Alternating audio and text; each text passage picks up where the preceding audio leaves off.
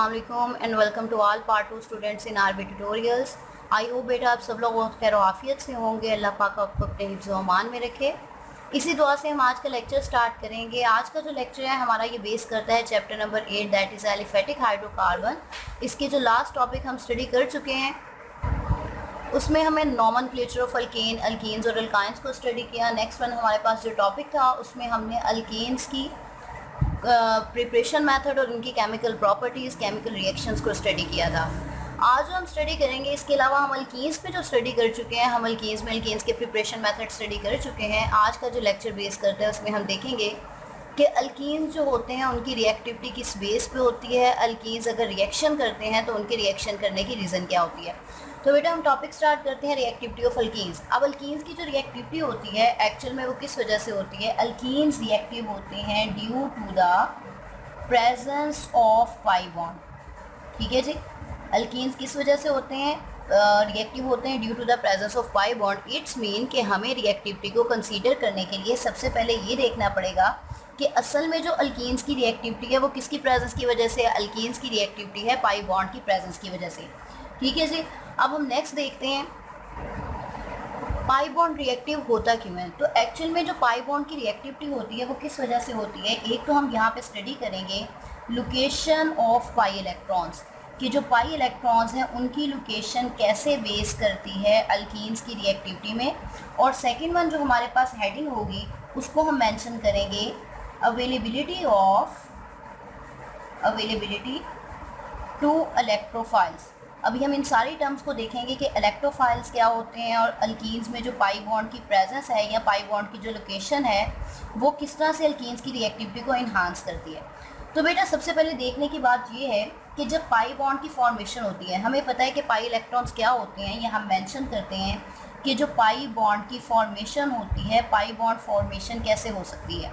हमने chapter number 8 में बहुत इसको अच्छे से स्टडी किया था कि पाई इलेक्ट्रॉन्स की फॉर्मेशन कैसे होती है या पाई बॉन्ड की, जब दो ऑर्बिटल्स में पैरेलल ओवरलैपिंग होती है। जस्ट सपोज ये क्या है, parallel overlapping.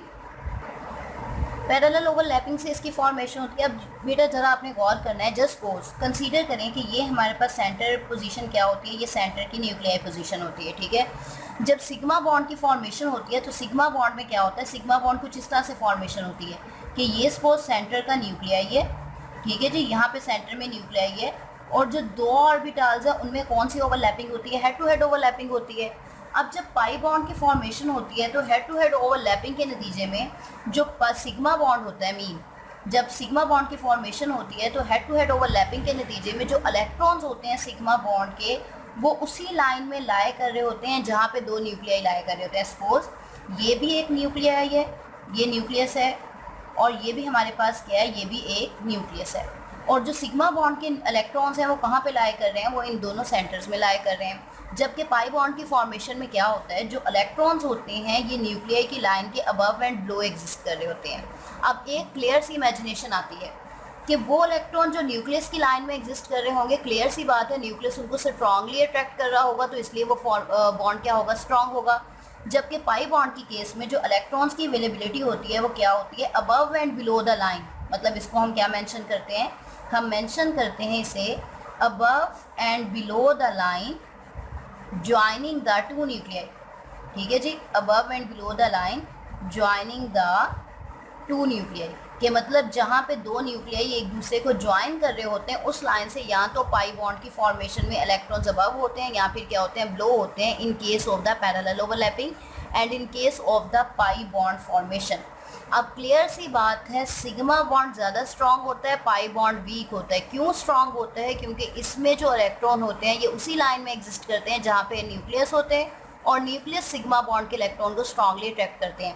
While in the case of the pi bond formation parallel overlapping के केस में जो इलेक्ट्रॉन होते हैं अबव एंड बिलो एग्जिस्ट करते हैं, न्यूक्लियस उनको स्ट्रांगली अट्रैक्ट नहीं कर पाते।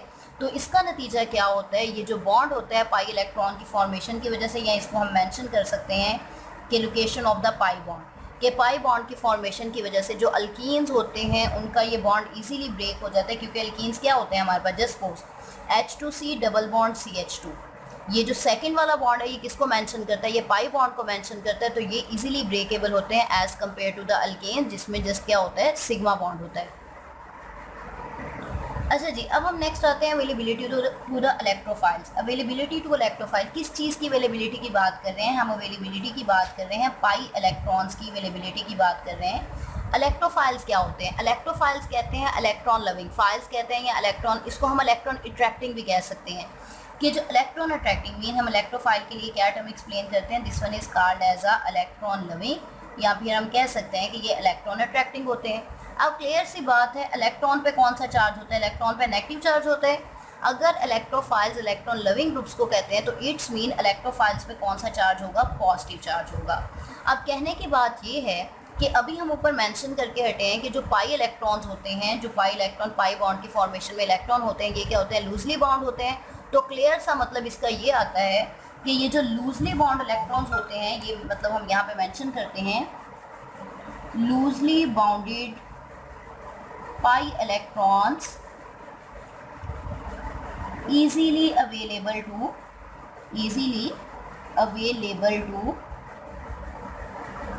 इलेक्ट्रोफाइल्स के मीन जो इलेक्ट्रोफाइल्स होते हैं, ये लूजली बाउंड इलेक्ट्रॉन होते हैं। कोई भी जो इलेक्ट्रोफाइल है वो आके इजीली इस पे क्या कर सकता है? अटैक कर सकता है, जिसके नतीजे में क्या होगा? पाई बॉन्ड की ब्रेकेज हो जाएगी। और इलेक्ट्रोफाइल्स मतलब जस्ट लाइक हम मेंशन करते हैं कि जो इलेक्ट्रोफाइल्स होते हैं वो आगे अटैक कर सकते हैं। तो इट्स मीन जो अल्कीन्स की रिएक्टिविटी है, अल्कीन्स रिएक्टिव किस वजह से होते हैं? अल्कीन्स रिएक्टिव होते हैं due to the presence of pi bond, due to pi bond. तो ये हमारे पास कंक्लूजन आ गया कि पाई बॉन्ड जो होते हैं वो अल्कीन्स की क्या नेचर बनाता है? अल्कीन्स को रिएक्टिव इन नेचर बनाता है, जिसमें हमने मेंशन कर दिया फर्स्ट वन पाई इलेक्ट्रॉन की कैसे फॉर्मेशन होती है, ये क्यों लूजली बाउंड होते हैं? क्योंकि ये न्यूक्लियस की लाइन के अबव एंड बिलो होते हैं और न्यूक्लियस से दूर होते हैं, इसलिए ये बॉन्ड वीक हो जाता है। और दूसरी रीज़न, जो इलेक्ट्रोफाइल्स होते हैं वो इन लूजली बाउंडेड इलेक्ट्रॉन पे इजीली अटैक कर सकते हैं, जिसकी वजह से ये एक रिएक्टिव ग्रुप बन जाता है एलिफेटिक हाइड्रोकार्बन का, जिसको हम क्या नाम देते हैं? अल्कीन्स का नाम देते हैं। अब हमारे पास जो नेक्स्ट पॉइंट है, इसमें हम देखेंगे कि अल्कीन्स किस टाइप के रिएक्शन देते हैं। तो अल्कीन्स जो रिएक्शन देते हैं, अल्कीन्स की जो करेक्टरिस्टिक है, अल्कीन 3 टाइप की रिएक्शन देते हैं। First one is called as a addition reaction, alkenes addition reaction देने की एबिलिटी रखते हैं। Second one oxidation reactions, oxidation reactions वो होते हैं जिनमें जो ऑक्सीजन की प्रेजेंस में होते हैं, जिनमें हमारे पास जो गिवन अल्कीन्स होते हैं इसमें डबल बॉन्ड की क्या हो जाती है? ऑक्सीडेशन होती है। और ऑक्सीडेशन के लिए डिफरेंट ऑक्सीडाइजिंग एजेंट्स यूज़ होते हैं। और थर्ड वन जो है ये क्या है? Polymerization reaction. तो आज के लेक्चर में हम इसके बेसिक्स पढ़ेंगे कि ये रिएक्शंस क्या होते हैं, एडिशन रिएक्शन क्या होते हैं और ये क्यों दिए जाते हैं, अल्कीन्स क्यों एडिशन रिएक्शन देने की एबिलिटी रखते हैं, ऑक्सीडेशन रिएक्शंस क्या होते हैं और पॉलीमराइजेशन रिएक्शंस क्या होते हैं। तो बेटा first of all addition reaction किस वजह से होते हैं? करेक्टरिस्टिक है एडिशन रिएक्शन जो है ये अल्कीन की करेक्टरिस्टिक है। मींस कि अगर हम अल्केन्स और अल्कीन्स को मींस सैचुरेटेड और अनसैचुरेटेड को डिफरेंशिएट करना चाहते हैं तो एक हमारे पास बेसिक पॉइंट ये होता है कि जो अल्केन्स की प्रॉपर्टी है सब्स्टिट्यूशन रिएक्शन, और अल्कीन्स जो स्पेसिफिक है मीन जो अल्कीन्स और अल्काइन जो स्पेसिफिक है वो किसके लिए है? Addition reaction. Alkanes addition reaction देने की एबिलिटी नहीं रखते क्योंकि उसमें डबल बॉन्ड नहीं सिंगल बॉन्ड होता है। अब असल में डबल बॉन्ड क्या है? जैसे जस्ट सपोज मैं यहाँ पे मेंशन करती हूँ कि 2 कार्बन के दरमियान डबल बॉन्ड है, तो क्लियरली सा इंडिकेशन है। यहाँ पे हम मेंशन करते हैं कि जस्ट सपोज 2 हाइड्रोजन आइटम है, तो एडिशन रिएक्शन क्या होगा कि हम सपोज हाइड्रोजन को ही ऐड करते हैं या हम कह देते हैं कि हम क्लोरीन का मॉलिक्यूल ऐड कर रहे हैं। तो क्लोरीन के एडिशन से क्या होगा कि ये जो पाई बॉन्ड होगा ये ब्रेक हो जाएगा और डबल बॉन्ड जस्ट सपोज एक क्लोरीन इस एटम की तरफ चला जाएगा, दूसरा क्लोरीन दूसरे एटम की तरफ चला जाएगा। ये क्या बन जाएगा? CH2Cl, single bond CH2Cl। अब देखा जाए पहले कार्बन ने अपनी वैलेंसी की पूरी की थी डबल बॉन्ड की फॉर्मेशन की वजह से, हमने डबल बॉन्ड को सिंगल बॉन्ड में कन्वर्ट किया तो डबल बॉन्ड ब्रेक होकर किस में कन्वर्ट हो गया? सिंगल बॉन्ड में। और हाइड्रोजन की या कार्बन की वैलेंसी को किससे पूरा किया गया? क्लोरीन आइटम से पूरा किया गया। तो यहाँ पे क्लियर होता है कि एडिशन रिएक्शन किस वजह से होते हैं? Due to presence of pi bond. Pi bond की मौजूदगी की वजह से जो अल्कीन्स होते हैं वो एडिशन रिएक्शन देने की एबिलिटी रखते हैं। जब किसी चीज़ का एडिशन होता है तो पाई बॉन्ड ब्रेक हो जाता है और इसकी क्या हो जाती है? एडिशन हो जाता है किसी भी रिएजेंट का। सेकेंड वन ऑक्सीडेशन रिएक्शंस क्या होते हैं? ऑक्सीडेशन रिएक्शन किसकी प्रेजेंस में होते हैं? इसके लिए हम डिफरेंट ऑक्सीडाइजिंग एजेंट यूज़ करते हैं और इसकी रीज़न क्या होती है? ऑक्सीडेशन रिएक्शंस किए जाते हैं या इसको फुलफिल किया जाता है to check the unsaturation of given compound, कि सपोज हम ये चेक करने के लिए कि क्या हमारे पास, जस्ट लाइक हम लैब पर्पस के लिए अगर यूज़ करें, कि अगर हम प्रैक्टिकल पॉइंट ऑफ व्यू से बताएं, तो अक्सर लैब में जब हमारे पास सैंपल्स होते हैं और हमने ये टेस्ट करना हो कि क्या गिवन सैंपल सैचुरेटेड है या अनसैचुरेटेड है, तो उसके लिए उसकी ऑक्सीडेशन रिएक्शन करवाए जाते हैं। उसके लिए हम डिफरेंट ऑक्सीडाइजिंग एजेंट यूज़ करते हैं, कि हम जैसे जैसे आगे पढ़ते जाएंगे इसको क्लियर करते जाएंगे। ऑक्सीडाइजिंग एजेंट यूज़ करते हैं। अगर तो हमारे पास रिएक्शन में जस्ट सपोज ऑक्सीडाइजिंग एजेंट में कोई फिजिकल अपीयरेंस में उसके चेंज आता है, तो हम कहते हैं कि गिवन कंपाउंड जो है वो अनसैचुरेटेड है। और अगर कोई चेंज नहीं आता तो हम मेंशन कर देते हैं कि गिवन कंपाउंड हमारे पास क्या है, सैचुरेटेड है। तो इसको हम मेंशन करते हैं ऑक्सीडेशन रिएक्शन। एक तरह से तो ऑक्सीडेशन होती है और दूसरी तरह से ये किस मकसद के लिए किए जाते हैं, to check the unsaturation of the given organic compound, कि दिए गए ऑर्गेनिक कंपाउंड की अनसैचुरेशन को टेस्ट करने के लिए हम क्या करते हैं, ऑक्सीडेशन रिएक्शंस करवाते हैं। Last one, polymerization reaction. Polymerization क्या होता है? पॉलीमराइजेशन का मतलब है, पॉली मीन्स क्या होता है, मैनी, एंड मर मीन क्या होता है, यूनिट्स, और एशन किसको मेंशन करता है, प्रोसेस को, कि एक ऐसा प्रोसेस जिसमें बहुत से यूनिट कंबाइन होते हैं, ऐसे रिएक्शंस को क्या कहते हैं, polymerisation reaction.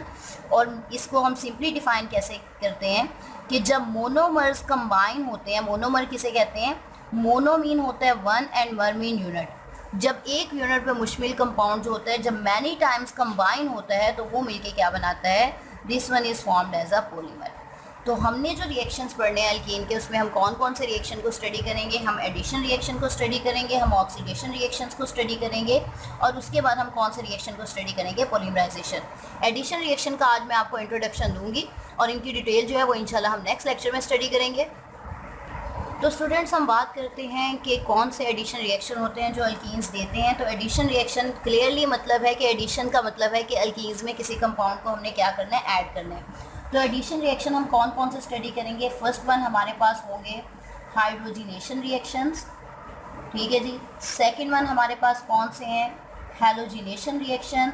Halogenation mean addition of halogen group, ठीक है जी। हैलोजन कौन से होते हैं, fluorine, chlorine, bromine and iodine. उसके बाद हम यहाँ पे मेंशन कर सकते हैं एडिशन ऑफ हाइड्रोजन हैलाइड, या इस प्रोसेस को हाइड्रो हैलोजिनेशन भी कहते हैं, हाइड्रोजन हैलाइड, या फिर इसको हम दूसरा नाम क्या दे सकते हैं, हाइड्रो हैलोजिनेशन। फिर हमारे पास आ जाता है next one, addition of sulphuric acid, addition of sulphuric acid, and last one is called as a addition of hypohalous acid, hypohalous acid. Hydrogenation reaction या एडिशन ऑफ हाइड्रोजन किसको मेंशन करता है, इसमें किस चीज़ का एडिशन होगा, इसमें एडिशन होगा मॉलिक्यूल ऑफ हाइड्रोजन का, molecule of hydrogen. Halogenation reaction में किस चीज़ का एडिशन होगा, क्लियरली मेंशन है, इसमें एडिशन होगा किसका, हैलोजन का। और हैलोजन कौन कौन से होते हैं हमारे पास, फ्लोरीन, क्लोरीन, ब्रोमीन और साथ में आयोडीन। हाइड्रोजन हैलाइड में किसका, हाइड्रोजन हैलाइड एक्चुअल में किसे कहते हैं, ये एसिड्स को भी कहते हैं, इसे हैलोजन एसिड भी कहते हैं। हाइड्रोजन हैलाइड को मीन्स इसमें क्या आ जाता है, HCl आ जाता है, HBr आ जाता है, HI, मतलब hydrogen chloride, hydrogen bromide, hydrogen iodide, इन सबको हम किस में ऐड करेंगे, इसमें, इसको हम अल्कीन में ऐड करेंगे। सल्फ्यूरिक एसिड के एडिशन में हमारे पास किस चीज़ का एडिशन होगा, इसमें सिंपली जैसे कि पहले भी मेंशन है, इसमें एडिशन होगा H2SO4 का, and addition of hypohalous acid. Hypohalous acid किसकी फॉर्मेशन होती है, हाइपोहैलस एसिड होता है HOX, ठीक है, इसे क्या नाम दिया जाता है, हाइपोहैलस एसिड का। इन सबको हमने किस में ऐड करना है, हमारे पास स्टार्टिंग रिएजेंट क्या होगा, H2C डबल बॉन्ड CH2। तो बेटा क्लियर सा आपको यहाँ पे एक इंडिकेशन दे दी गई है, अल्कीन है। हाइड्रोजनेशन रिएक्शन में हम हाइड्रोजन को ऐड करेंगे, इसमें हम हैलोजन को ऐड करेंगे, इसमें HCl को एक तरफ हाइड्रोजन के, कार्बन के एक तरफ हाइड्रोजन चला जाएगा, दूसरी तरफ क्लोरीन, इसमें सल्फ्यूरिक एसिड, इनके मैकेनिज्म जो है ये साथ साथ हम स्टडी करते जाएंगे। और यहाँ पे इस लेक्चर में आपको मोस्ट इंपॉर्टेंट बताती जाऊँ, नेक्स्ट जितने भी लेक्चर्स हैं वो बहुत इंपॉर्टेंट है, उसमें हम डिफरेंट शॉर्ट क्वेश्चन और जो कुछ ट्रिकी शॉर्ट क्वेश्चन है उनको स्टडी करेंगे। मैं आज उनके पॉइंट्स मेंशन कर देती हूँ। इसमें हम स्टडी करेंगे रैन एंड निकल की फॉर्मेशन, ये हमारे पास एक कैटलिस्ट है। नेक्स्ट लेक्चर में हम स्टडी करने जा रहे हैं मार्कोनिकोव रूल को, जो कि बहुत इंपॉर्टेंट शॉर्ट क्वेश्चन है और ये ऑर्गेनिक केमिस्ट्री का एक बेसिक कॉन्सेप्ट भी है जिसको स्टडी करना बहुत ज़रूरी है। मार्कोनी-कोल्स रूल को स्टडी करेंगे, इसकी हम चंद एक एग्जांपल्स को देखेंगे। इसके अलावा हम यहाँ पे स्टडी करेंगे मतलब हाइड्रोजन हैलाइड जो होते हैं ये किस तरह से रिएक्ट करते हैं, इन मैकेनिज़्म क्या होता है इनका, हाइड्रोजन हैलाइड मतलब मैकेनिज़्म ऑफ हाइड्रोजन हैलाइड या मैकेनिज़्म ऑफ हैलोजिनेशन के हैलोजन किस मैकेनिज़्म के तहत ऐड होते हैं। नेक्स्ट वन हमारे पास एक पॉइंट आएगा हेलोहाइड्रिन फॉर्मेशन, और हम ये भी देखेंगे कि हाइपोहेलस जो होता है उसकी फॉर्मेशन किस तरह से होती है, हाइपोहेलस एसिड फॉर्मेशन। आई होप बेटा आज के लेक्चर में आपको कुछ समझ आया होगा, या जिस तरह से मेंशन कर सकते हैं कि इसके कॉन्सेप्ट्स को आपने माइंड में थोड़ा सा बैठाया होगा। ये तो आज था इसका इंट्रोडक्शन। इंशाल्लाह नेक्स्ट लेक्चर में हम इन रिएक्शंस को विद मैकेनिज़्म कंप्लीट करेंगे और आपके लिए ये बहुत ईजी रहेगा। तो नेक्स्ट जितने भी लेक्चर हैं उनको आपने कॉन्सेंट्रेट से देखना है। अगर इस लेक्चर से रिलेटेड आपका कोई भी क्वेश्चन हो तो आप कमेंट सेक्शन में पूछ सकते हैं। अपना बहुत सा ख्याल रखिएगा। Thank you so much.